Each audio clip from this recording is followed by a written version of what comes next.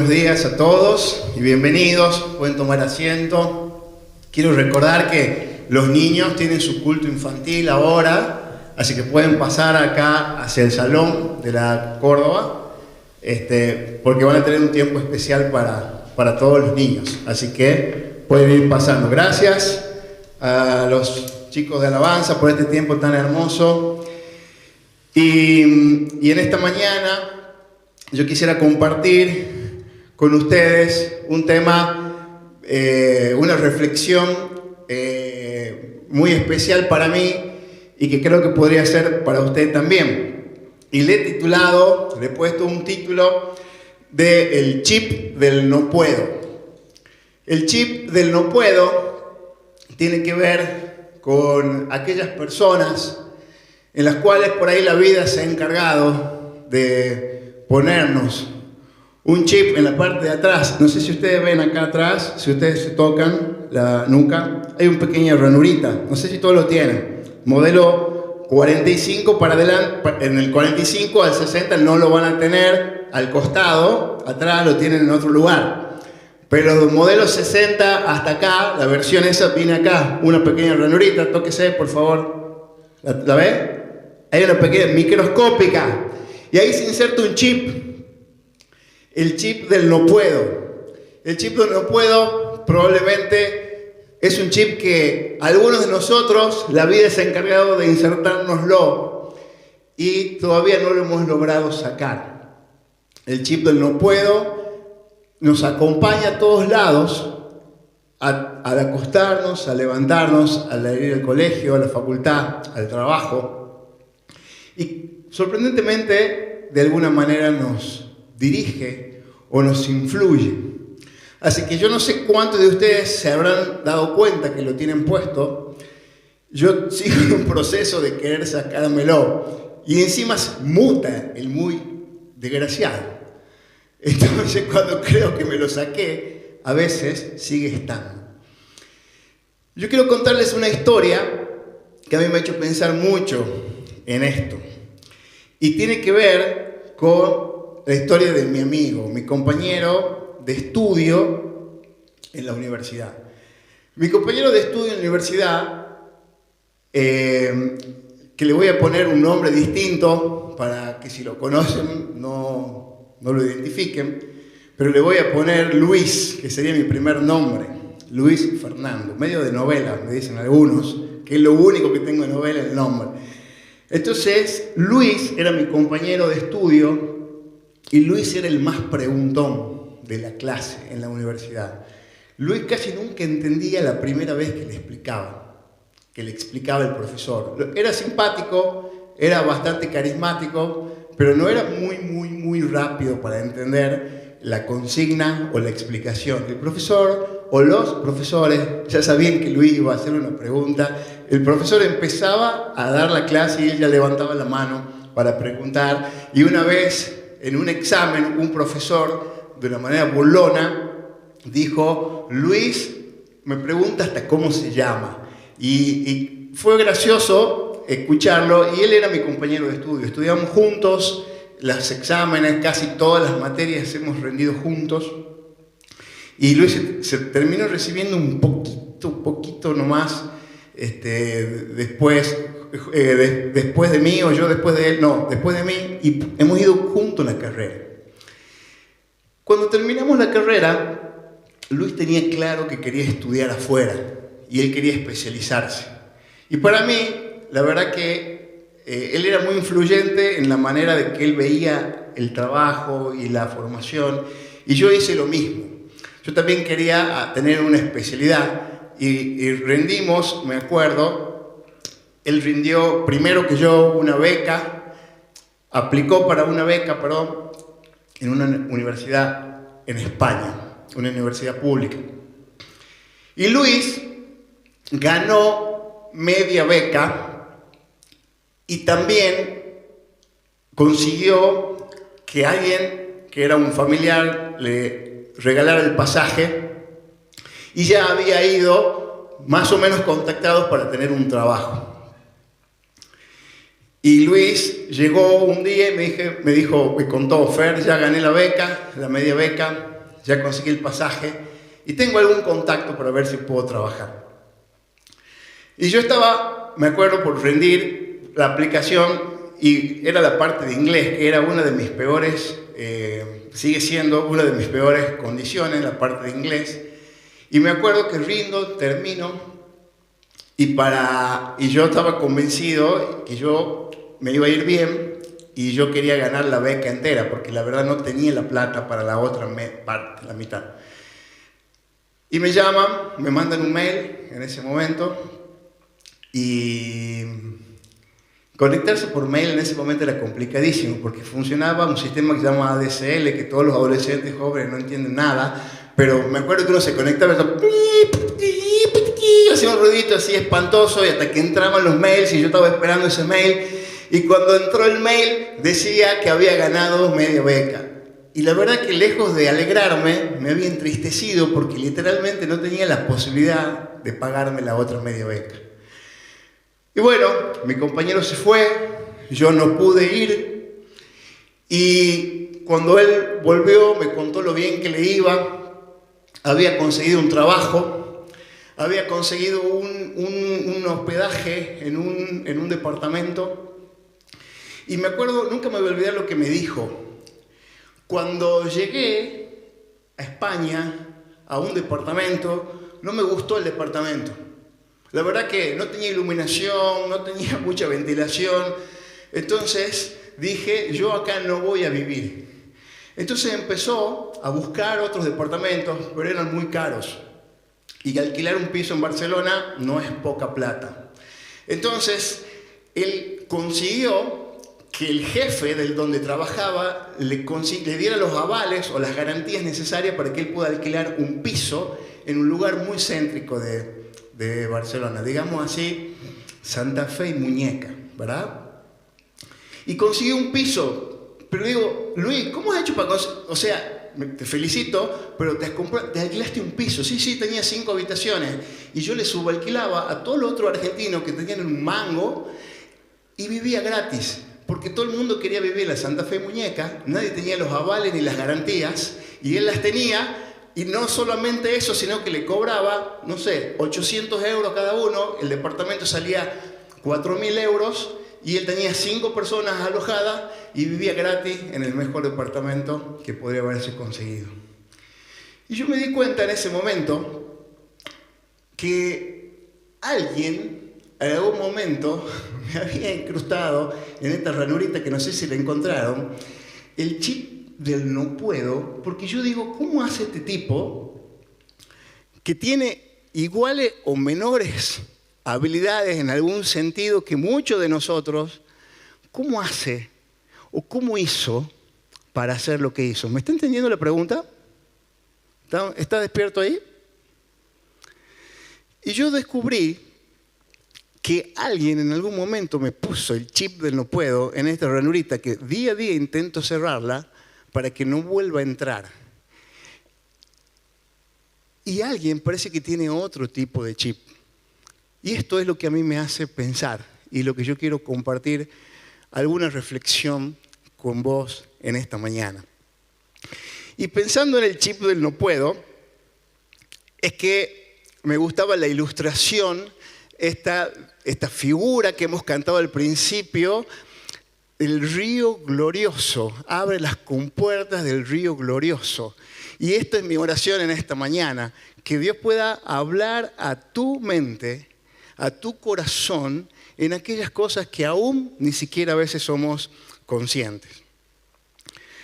El chip del no puedo, no solamente lo tengo yo, también descubrí, leyendo la Biblia, algunas personas que también lo tenían puestos. Y como no quiero leer toda la historia, voy a referir algunos pasajes que quizás usted lo puede leer cuando esté en su casa. Una de las historias tiene que ver con el pueblo de Israel. Cuando ellos estaban en el desierto, habían sido sacados de Egipto, de la esclavitud de Egipto, con milagros, y Moisés estaba al frente de ese gran grupo, y Moisés recibió una palabra de Dios y le dijo, anda y explora esa tierra, porque ahí van a vivir ustedes. Esta tierra ha sido entregada para ustedes. Entonces vas a enviar un príncipe, no era cualquiera, vas a enviar un príncipe de cada tribu que vaya y explore las características de esa ciudad a las cuales yo voy a entregar. Y así fue que Moisés fue y eligió a Messi, a Ronaldinho, a Batistuta, a Maradona, eran los capos de cada tribu, o uno de los príncipes de cada tribu. Y allí fueron los príncipes. Y llevaron un voucher con all inclusive por 40 días. ¿A quién le gustaría vacaciones por 40 días? Todos la tenemos, ¿verdad? Bueno, ustedes no son ningunos envidiosos. Pero 40 días tuvieron vacaciones ahí en la tierra de Canaán. Y ellos disfrutaron de un all inclusive y ahí estaban comiendo, bebiendo, tomando, compartiendo, comiendo frutas.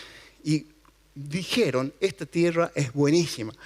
Volvieron a donde ellos estaban acampando y tuvieron un cónclave y los reunieron a todos y dijeron, tengo 2 noticias para darles, una buena y una mala. ¿Viste cuando te dicen ese tipo de comentarios? Qué bronca que me da cuando me dicen así. Entonces, empezá por la buena, como todos queremos. Es una tierra bárbara, una tierra que fluye la leche y la miel, es una figura para una metáfora para expresar, es buenísima la tierra. Mirá esas uvas que tenemos. Dice la Biblia que la uva era tan grande que el racimo de uva la trajeron en un palo entre 2 personas. Imagínate las botellas de vino que salían de ahí, ¿verdad? Y todo era impresionante. La verdad que es una tierra paradisíaca. Entonces Moisés dijo, bueno, ¿y cuál es la mala? Y que nunca la vamos a poder ocupar. ¿Y por qué? Porque hay gigantes. Están los hijos de Anac y empezó a mencionar toda la gente que está viviendo. Son como gigantes y nosotros somos como unas pequeñas langostas. No podremos. Entonces uno de los 12 que estaban ahí dijo, que se llamaba Caleb, que de a poquito parece que se había dado cuenta que él también tenía el chip, pero no pudo. Dijo, pero, silencio, silencio, señores, por favor, escúchenme a mí. Esa tierra es muy buena, como dijeron todos mis compañeros. Y vamos a ir y vamos a tomar esa tierra porque Dios nos va a entregar en nuestras manos. Dice el versículo, número capítulo 13, versículo 13, empieza todo el pueblo a quejarse, es decir, dejen de hablar tonteras, decía todo el pueblo. Y todo el pueblo se frustró y se entristeció. Porque parece que la mayoría tenían el chip de no puedo y como se conecta con Bluetooth colectivamente, ¿verdad? Sin PIN, sin contraseña, se conectan las ondas de ese chip. Todo el pueblo dijo, tiene razón. No existe chance que entremos si somos como unas langostas. Otra historia, también del pueblo de Israel. Ahí estaba el pueblo ya como una nación establecida con un rey que se llamaba Saúl. Y también tenían un proceso de ir conquistando por parte de Dios, de ir conquistando lo que Dios le iba marcando. Y resulta que estaban en una guerra y estaba el pueblo de Israel en esta punta de la montaña, estaban los filisteos en la otra parte de la montaña y ahí estaban presumiendo de sus lanzas, de sus armamentos. Y uno de los soldados hizo un desafío al pueblo de Israel y dijo, uno que medía 2,60 metros, 1,95 metros, no me acuerdo bien cuánto era, había leído, pero era muy alto, grandote, físico-culturista, y dijo, yo hago un desafío a todo Israel, el que me vence a mí, si alguien me vence a mí, nosotros serviremos al pueblo de Israel. Ahora, si yo venzo, ustedes van a servir a los filisteos. Entonces, resulta que ahí fue un muchacho de 17, 18 años que estaba cuidando las ovejas y su padre, ovejas, complicó cuidar ovejas, ¿no? Entonces le dijo, andá y llevale estos sándwiches y estas Coca-Colas a tus hermanos, porque allá están, seguramente Saúl solamente les da polenta. Entonces, llevarle estos sándwiches porque están en guerra y necesitan alimentarse bien. Entonces fue este muchacho que se llamaba David, que estaba cuidando las ovejas, y le llevó unos sándwiches y unas Coca-Colas. Y cuando estaba llegando, se dio con la situación. Y él, David, dice la historia, que fue, y habló con el rey, con el que estaba a cargo de todo, diciendo, yo voy a luchar contra este gigante. Yo voy a luchar contra este gigante. Y todos dijeron, ¿pero qué estás hablando? Todos los que tenían el chip de no puedo. Y todos los amigos también, porque como dijo, se conecta con Bluetooth. Entonces todos les dijeron como una sola voz, no, sos un niño, sos un adolescente, no tenés idea de lo que estás hablando. Pero él dijo, yo lo voy a hacer. Se probó una armadura, era XL y este era XS. Entonces era muy chiquitito, David no le entraba la armadura. Entonces fue a pelear y tuvo un desenlace muy bueno porque él ganó la pelea. Dios le dio la victoria. Entonces yo me pregunto, ¿qué hace la diferencia? ¿Qué había de diferente en David? ¿Qué había de diferente en Caleb? ¿Qué hace la diferencia? Acá dice que confiaban en Dios. ¿Qué hace la diferencia? ¿Cómo alguien se pone y se actualiza constantemente en línea el chip y el software del no puedo? ¿Qué hace la diferencia? ¿Por qué no había 5 Davides? ¿Por qué no había de los 12 que han ido a explorar la tierra? ¿Por qué había solo un Josué y un Caleb que pensaban distinto? ¿Usted se puede preguntar esto? ¿Qué hace la diferencia? Yo quiero compartir algunos pasajes con vos que me traen un poco de luz para pensar qué hace la diferencia entre Josué, Caleb y los otros 10. ¿Qué hace la diferencia entre David y el resto del ejército, incluido su rey, el líder, a quien debían seguir? Algunas preguntas nos debiéramos hacer. Proverbios 23:7, si podemos ponerla por favor.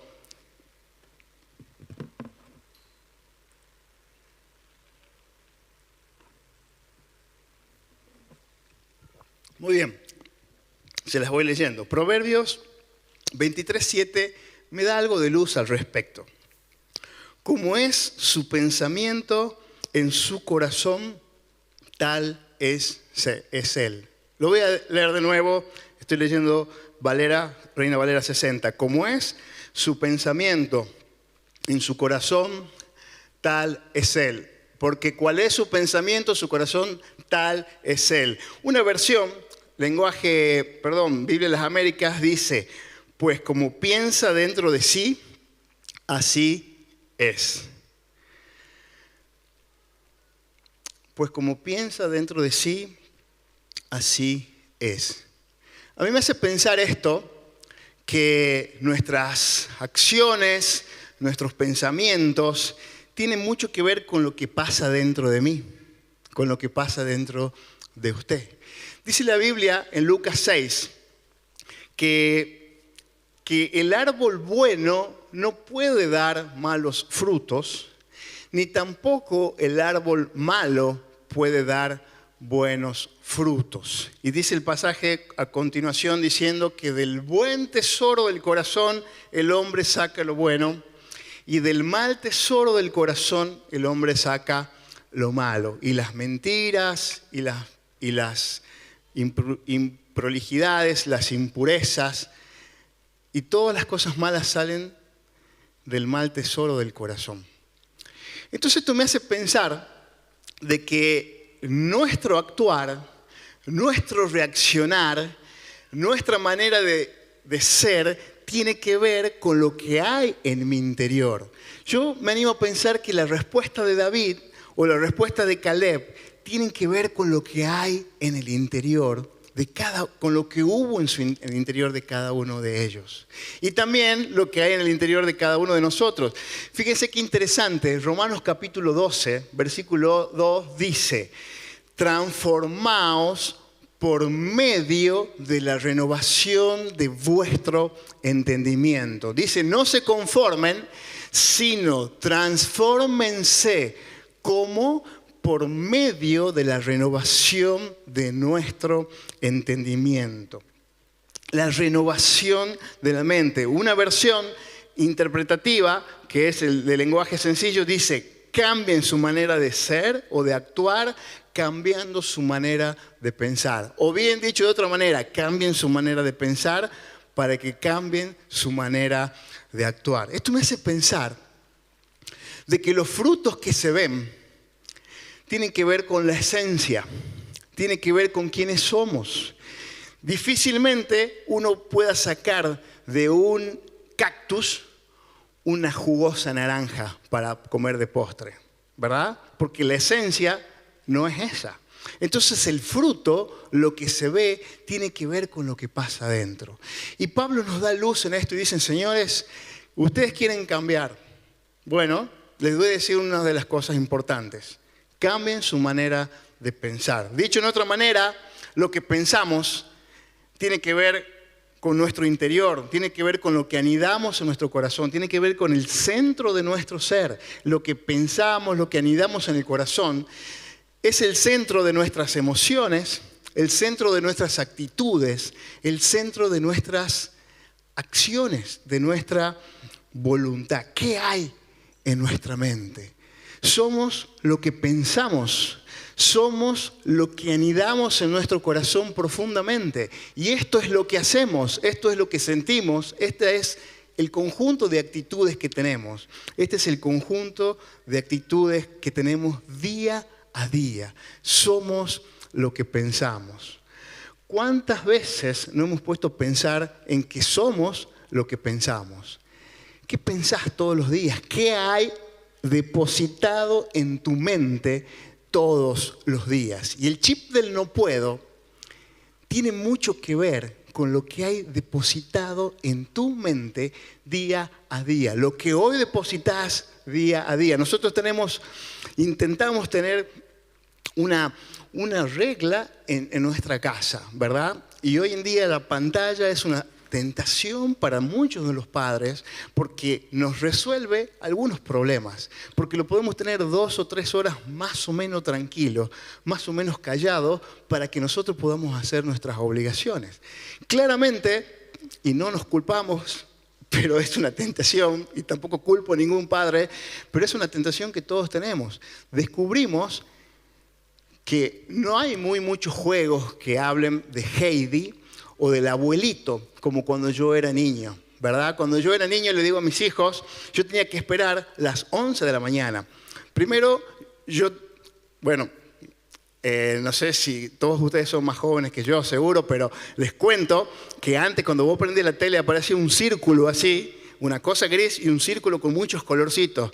Y eso se llamaba señal de ajuste. Yo no me imaginaba, leía eso y me imaginaba un flaco subido a una antena todos los días ajustando una señal que llega. A las 11 largaba la televisión y a las 12 había un dibujito que se daba por televisión a color. Y solamente había un dibujito para ver y tenías que esperarlo, porque no es como ahora, que con el streaming mi hijo dice: quiero ver hoy tal cosa, plumba, lo ponen y a las 7 de la tarde se le ocurre verlo de nuevo y vuelven a ver la película y van viendo 7 veces la misma película y lo único que veía yo en ese momento era Heidi y el Chavo del 8.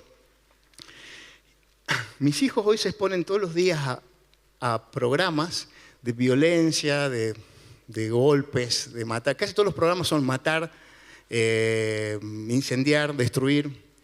Casi todos los jueguitos tienen que ver con esto, si no es un bajón. Y yo hablamos con Gaby, cómo esto les afecta a su manera de ser. Y cuando hemos reducido bastante el periodo, descubrimos que hay otras maneras de actuar de nuestros hijos. ¡Wow! Somos lo que pensamos. Somos lo que entra en nuestra mente. ¿Qué entra en tu mente cada día? ¿Qué entró en tu tiempo de adolescencia? ¿Qué entró en tu tiempo de niñez? ¿Qué ingresó en la mayoría del tiempo en tu mente? ¿Qué se anidó? ¿Qué hay en ese depósito? ¿Qué hay en el depósito de Caleb? ¿Qué hay en el depósito de Josué? ¿Qué hay en el depósito de David? ¿Qué hay en el depósito de Fernando? ¿Qué hay en el depósito de Juan, de Marcela? ¿Qué hay en mi mente cada día? Déjeme decirle algo, la familia es un un lugar ideal para transmitir. Y una de las cosas que hablábamos el domingo pasado, temor o fe, o esperanza, por decir de una manera. Es fundamental. La familia es un lugar ideal para contagiar, porque como digo, es súper contagioso, porque funciona por Bluetooth y es súper contagioso o el temor o la fe y la esperanza.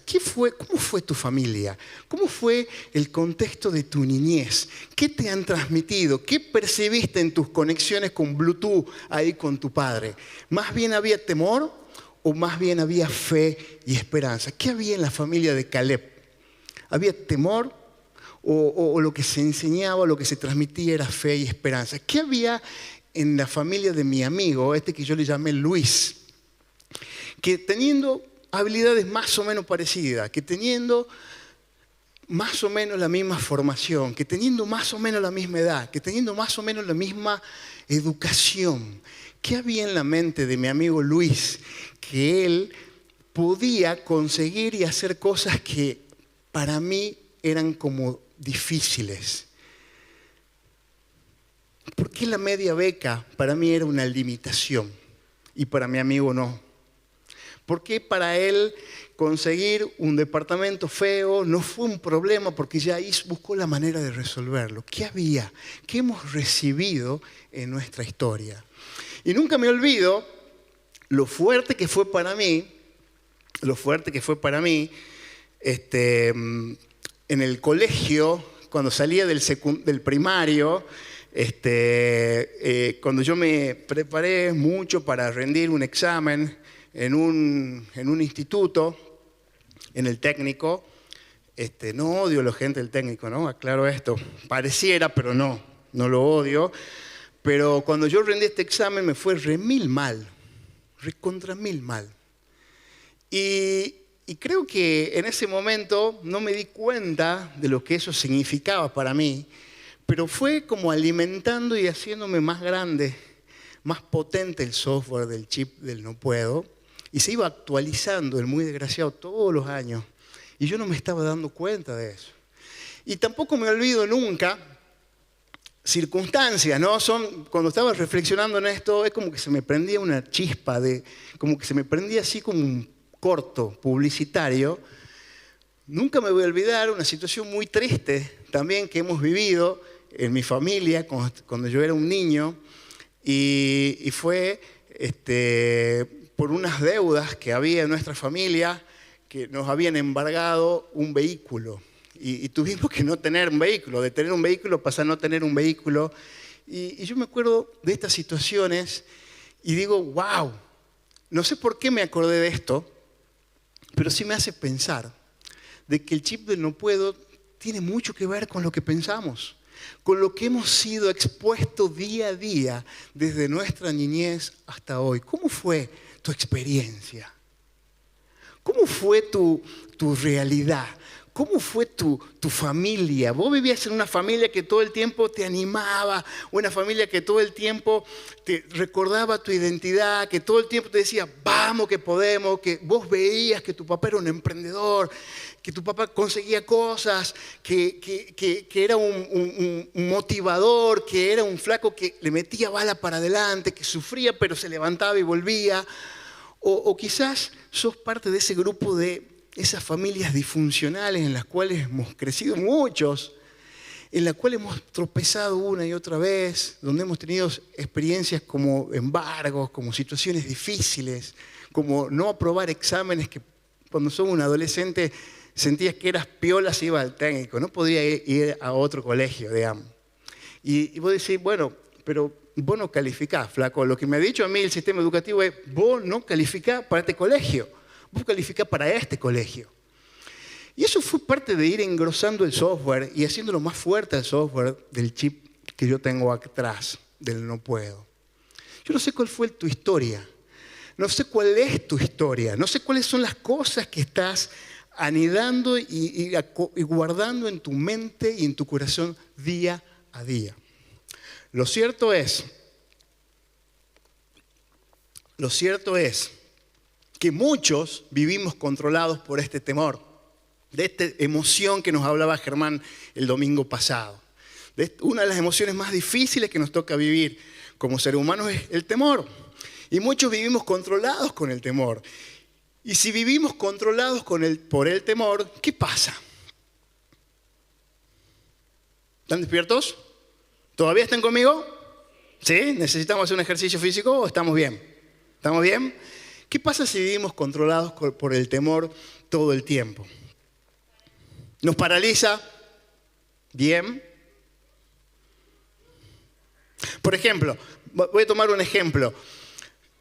Podría haber sido una opción en el ejemplo que yo decía, si te fue mal en el técnico, volví a rendir. ¿O no? ¿No sería una opción?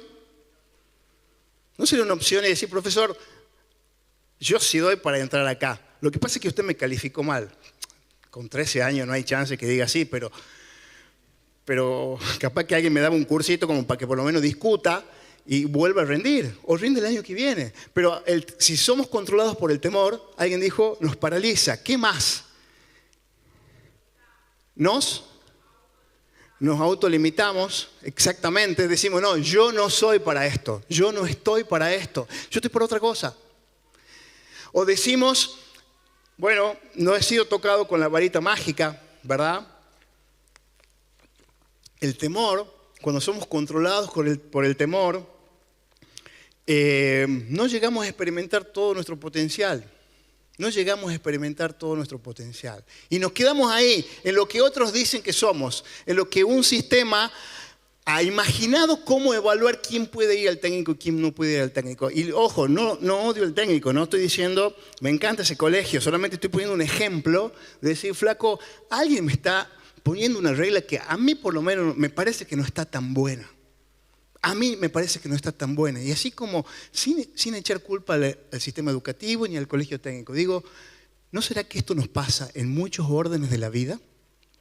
De que alguien nos pone una regla para decir, flaco, esta regla se me le ha ocurrido a mí, pero yo digo que si no te puedo medir con esta regla, entonces no calificás. Entonces vení para atrás, ponete en la fila, porque ¡pum!, te estoy por enchufar el chip del no puedo, porque vos no das para esto. Cuando el temor nos controla, nunca vamos a poder experimentar todo nuestro potencial. Cuando el temor nos controla, vamos a decir, son unos gigantes y yo soy una langosta. Cuando tenemos el chip del no puedo, el temor nos controla, vamos a decir, nunca vamos a vencer a ese gigante porque sos un chiquito de 17 años, no tenés experiencia y no podés hacerlo. El chip del no puedo nos hace perder la esperanza.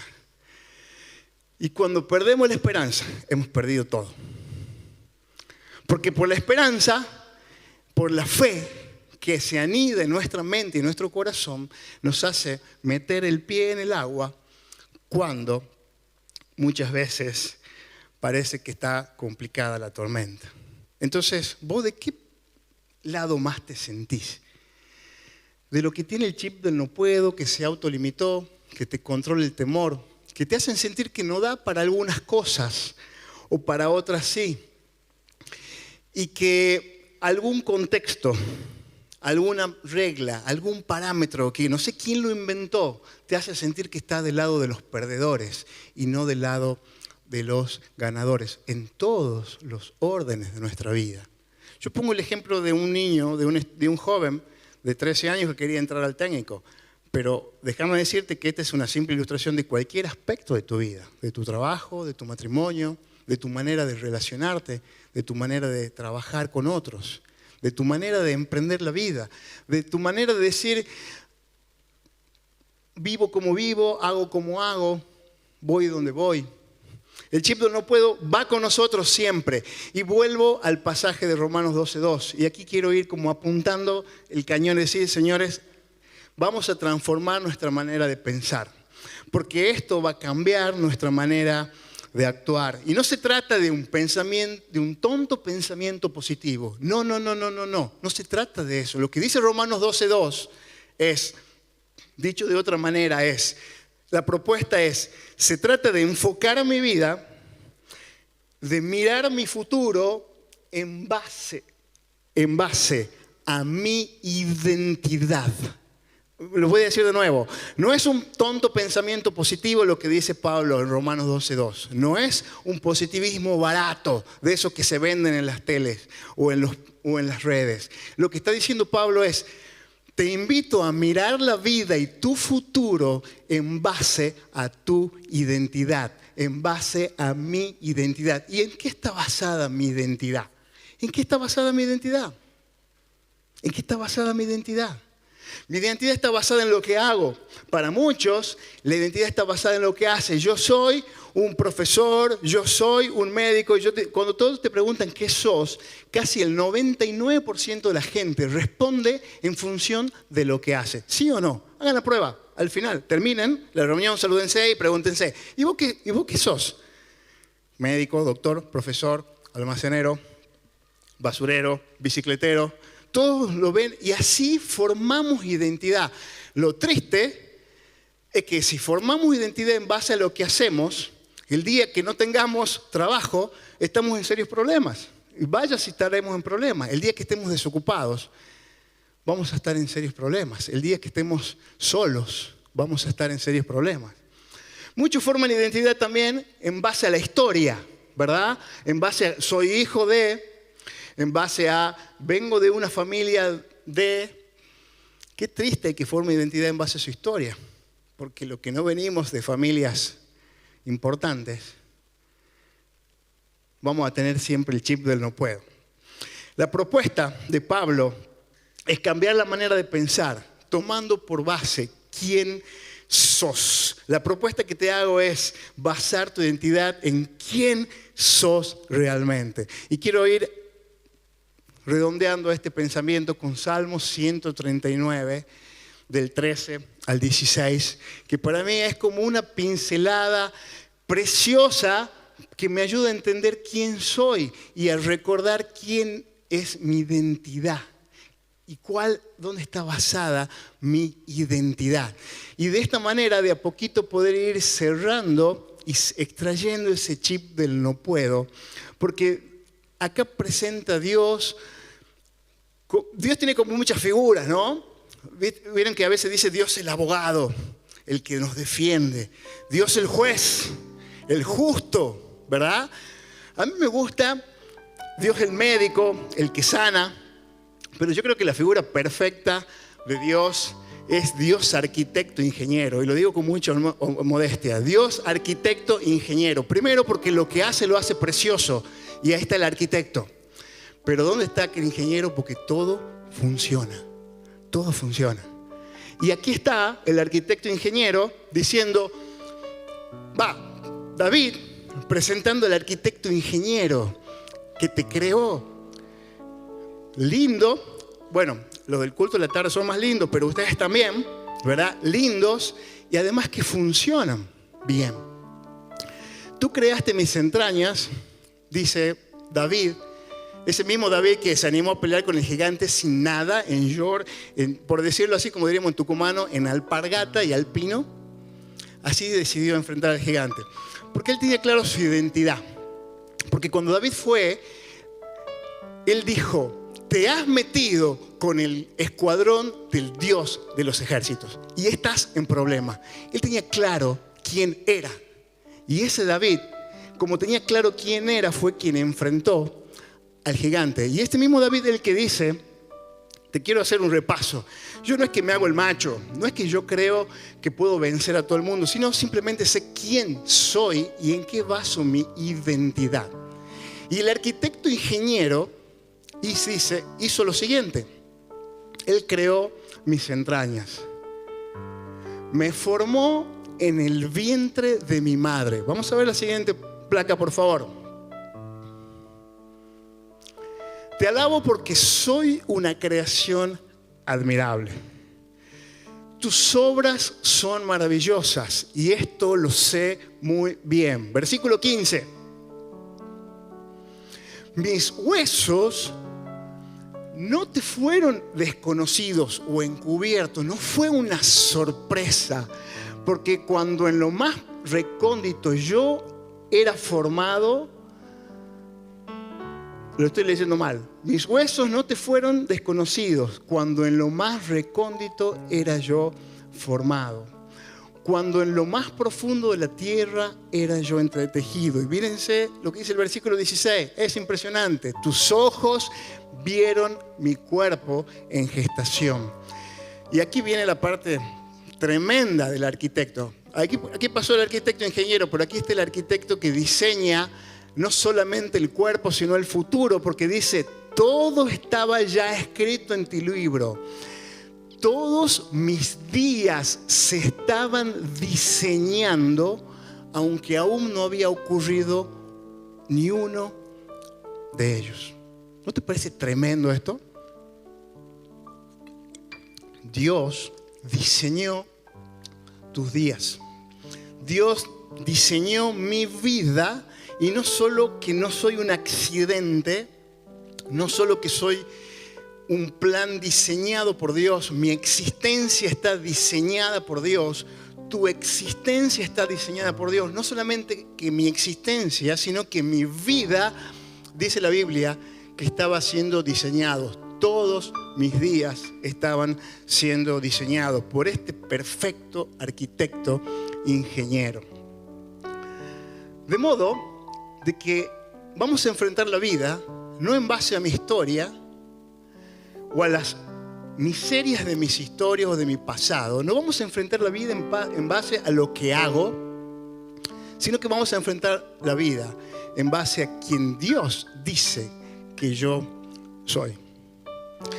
Y termino contándote una historia que creo que es muy impresionante y que para mí es como una pincelada, una vez más, del Dios arquitecto ingeniero del cual estoy hablando. Y esta es una historia que la podés buscar y yo la releí de nuevo antes de pensar en este mensaje. Y tiene que ver con un niño que nació en 1847 en Estados Unidos, en un pequeño pueblo, y que por razón de una crisis económica este niño tuvo que ser mudado a otra ciudad por trabajo de sus padres cuando tenía 7 años. Y empezó a ir a una escuela pública y este niño, algunos cuentan que fue enviado a su casa con una carta, otros dicen, bueno, otras cosas, vaya a saber cómo fue. Lo cierto es que este niño fue expulsado de la escuela, según lo que cuentan algunos historiadores. Con 7 años, lo que le dijeron es que este niño es inquieto. Este niño no atiende muy bien. Este niño es bien disperso. Es un poco torpe y no tiene la habilidad para seguir estudiando. Nunca me voy a olvidar, un paréntesis, cuando estaba en una reunión de padres y me cita la maestra de jardín de uno de mis hijos y empieza a hablar. Y hablar, y hablar, y hablar, y hablar, y hablar, y hablar. Yo no sé cómo hace esta mujer para hablar tanto. Entonces yo estaba escuchando su devolución de mi hijo de 4 años en el jardín. Y yo sentía como una chapa que sonaba chan, chan, chan, chan, chan, chan, chan, chan. O sea, estaba pensando en otra cosa. Y en un momento me pongo a ver, para distraerme un poco, veo un friso que habían hecho ahí del invierno, no sé qué era la cosa, y yo estaba como mirando eso y en un momento como que escucho del otro lado lo que pasa, señor Fernando, que su hijo es muy distraído. En ese momento doy la vuelta y lo miro y bueno, digo, ¿a quién habrá salido, no? Y bueno, y este niño de 7 años dice que la historia cuenta que lo habían corrido de la escuela y le dijeron al padre, a la madre, usted se va a tener que encargar de la educación de este niño porque no puede estudiar en esta escuela. Y la madre se encargó de educar a este niño. Como ella era de profesión maestra, no tuvo ningún inconveniente en hacerlo y empezó el homeschool en 1947 más 7 sería 1854. Ahí empezó el homeschool con este niño y lo preparó y le enseñaba las materias que se enseñan a los 7 años, 8, 9, 10, 12, 13, 14.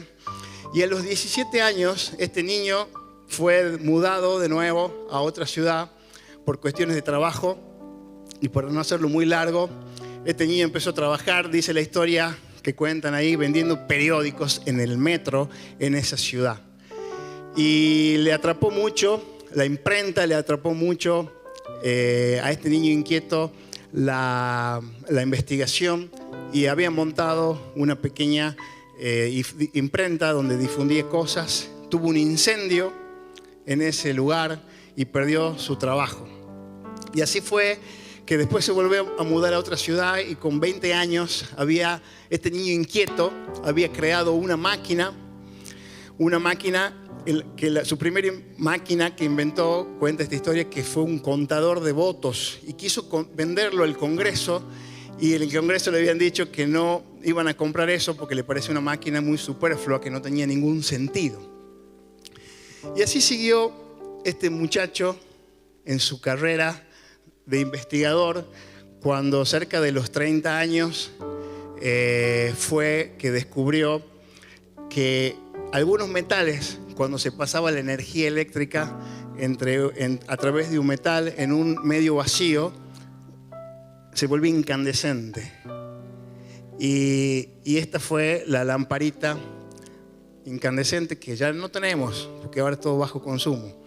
Pero este fue Thomas Edison, que cerca de los 30 y pico de años descubrió difundió en el mundo la luz incandescente. Y me puse a investigar y encontré un video que está formidable. No sé si será verdad. Yo creo que sí es verdad, porque es un cortito publicitario para el Día de la Madre. Pero el corto publicitario muestra a un pequeño niño de 7 años, con sus pantalones cortos y sus botas esas grandes que aparecen en las películas viejas, y estaba moviendo los piecitos, y sale un señor muy alto, pelado, y le entrega una carta. Entonces va el niño corriendo a la casa y le entrega la carta a la mamá. Y en este corto publicitario se deja leer en inglés, porque ahora sí leo inglés. No se ríen, ¿sí es verdad? Entonces, en inglés decía: su niño es muy distraído, su niño se ve torpe y se ve con incapacidades para aprender. Por lo tanto, usted se va a encargar de aquí en más de la educación de su hijo, queda despedido, expulsado de la escuela. Eso se lee en la carta. Entonces la madre agarra la carta y le dice: señora de Edison, su niño es muy brillante. Y ella lo iba leyendo al niño y le veía la cara del niño. Su niño es muy inteligente y extremadamente capaz. Por lo tanto, esta escuela no tiene lugar para un niño tan brillante. Usted se va a tener que encargar de la educación de su hijo. Entonces el niño se sorprendió, y ahí muestra la película, el corto, el proceso de empezar a educarlo. Yo digo, no sé si será verdad o mentira, pero una madre es capaz de eso 1000 veces más. Así que yo lo creo. ¿Qué lo valioso que yo veo acá? Es que alguien creyó en él, en ese niño. ¿Me está entendiendo? Y eso hizo la diferencia. Dios creyó en vos, y eso va a hacer la diferencia. ¿Me está entendiendo? Eso va a hacer la diferencia. Entonces, ¿qué importa de dónde vengo? ¿Qué importa si he sido un niño que me he crecido en un lugar pobre? ¿Qué importa si he sido un niño que he pasado escasez? ¿Qué importa si he ido a un colegio importante o popular? ¿Qué importa si mi papá estuvo sin trabajo? ¿Qué importa si he recibido mensajes de niño con limitaciones? ¿Qué importa si yo veía a mis padres llegar a altas horas de la noche porque tenía que trabajar 13 o 14 horas para que todos pudiéramos comer o tener un par de zapatillas al menos para ir al colegio? ¿Qué importa lo que dijo tu profesor? ¿Qué importa lo que te dijo el examen de ingreso de ese colegio al que no pudiste ingresar. ¿Y qué importa lo que dijeron los demás acerca de tu desempeño? Lo importante en esta hora es que Dios te dice: yo te he creado, yo he diseñado toda tu vida y yo creo en vos. ¿Me está entendiendo esto? Eso te dice Dios en esta mañana: yo creo en vos. Entonces te vas a poner, no te pongas de pie, pero te vas a poner de pie en esta verdad, te vas a parar en esta verdad y vas a salir de acá diciendo: no me voy a rendir, hoy no me voy a rendir, voy a ir y voy a solucionar esta situación problemática porque Dios cree en mí. Me voy a ir y voy a rendir este examen porque Dios cree en mí. Me voy a reír, me voy a parar, no me voy a rendir y mañana voy a la entrevista laboral, aunque esté sin trabajo, porque Dios cree en mí. Voy a salir de acá y voy a hablar con mi esposa y voy a solucionar mi crisis matrimonial, o voy a entrar en un proceso de solucionar mi crisis matrimonial porque Dios cree en mí. Voy a salir de acá y voy a decirle a mi ser interior: vamos, no te rindas, porque hay alguien que cree en vos, que es el arquitecto ingeniero que diseñó cada día de tu vida, incluso donde hoy estás escuchando esta simple reflexión, pero profunda, porque Dios es quien cree en vos. Así que vamos a ponernos de pie y vamos a orar una oración de fe. Una oración de fe.